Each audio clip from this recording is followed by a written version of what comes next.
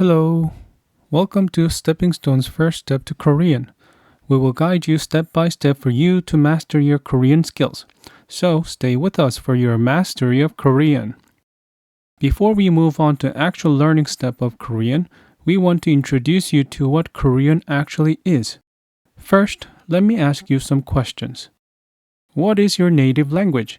Is it English, French, Italian, Japanese, or perhaps Spanish? Do you know who made your language? Or when it was made? As far as we know, there is only one language that is certain of who and when it was made, which is Korean. Great King Sejong created the language Korean in 1443. Before King Sejong, Korea did not have any language of their own. So, Koreans used Chinese characters to communicate. However, Chinese characters were too difficult to learn for everyone. Most of the time, people with high social levels could learn them. King Sejong thought this was quite sad, because one, not everyone was able to and or allowed to learn the language to communicate, and two, he thought communication with his own people was cut off by language. So, he decided to create a language that anyone can easily learn. When Korean was first invented, Korean was very easy to learn that even a small child can learn in one day. Question is, why was Korean so easy to learn? Well, Korean was very creatively and scientifically made. In Korean, there are 19 consonants and 21 vowels.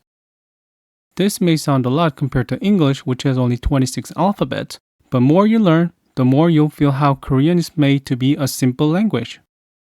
Let me show you. When King Sejong was creating consonants, he created so that pronunciation of consonants and shape of our tongue feel similar to each other. For example, this consonant is called kiok. If you make pronunciation of kiok, you can actually feel your tongue rounding up to form position just like the picture shown on the right. King Sejong created Korean by visualizing the shape of each sound based on how mouth and tongue are shaped when spoken. Here's another example called neon. If you try to make neon sound, your tongue should feel like neon shape. As for the vowels, I have to say that they are more interesting. In present day, you can find that there are 21 vowels in Korean. But when Korean was first invented, did you know that all those vowels are made from a dot, and a horizontal dash, a vertical dash? When King Sejong was trying to find how Korean vowels should shape, he found his answer in the nature. Dot represents sky, horizontal dash represents ground, and vertical dash represents people who connect sky and ground. King Sejong found these symbols and used them to complete his creation of Korean vowels. In other words, all the vowels are made by combining these three components in many different ways. Let me show you. A is combined with vertical dash and a dot. Same goes with U. U is combined with horizontal dash and a dot. Very simple, right? Korean was originally made for everyone to communicate easily by writing down what they want to say in visual form. So it did not have structured form as an official language when it was first invented. Over the years, Koreans prefer using new language over Chinese characters, and so the language Korean was eventually modified and changed to have Korean structure as an official language. Oh, there's one thing I want to emphasize. Please do not just memorize those. Things will get difficult if you just memorize them. As we've been explaining, Korean is creatively and scientifically made. So if you understand why and how letters are formed in certain ways, Korean will become very easy. And we will make things much easier for you as well. Now, Korean is used by combining consonants and vowels to form letters. Let me elaborate on that. These pieces look like Tetris, but they aren't. Blue ones are consonants and yellow ones are vowel. And these are all the possibilities of creating Korean letters by combining consonants and vowels. For example, let me make ah. You don't have to know this yet because you didn't learn it yet. For today, it would be best if you just know how Korean letters are shaped. As for ah, consonant is ing and vowel is ah, and they are combined to form letter ah. Same principle goes with o. If you combine consonant ing and vowel o, it becomes o. But the letter on the left one is different from the right one.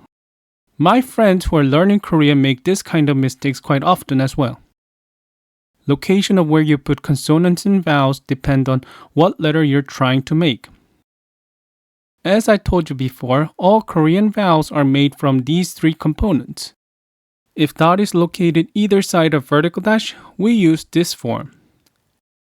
If dot is on top of or under the horizontal dash, we use this form.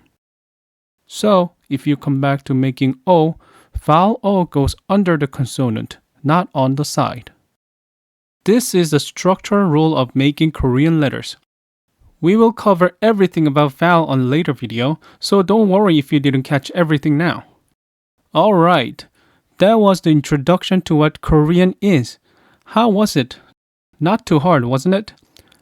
As you can see, Korean can become very easy if you understand what Korean is, but things may get difficult if you just try to learn Korean from books.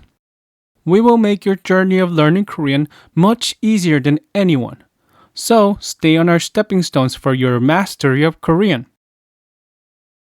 On our next stepping stone, we will learn all about Korean vowels. Thank you for watching our video today and see you soon. If this video helped, please press like. If you want to stay on our stepping stones, please subscribe.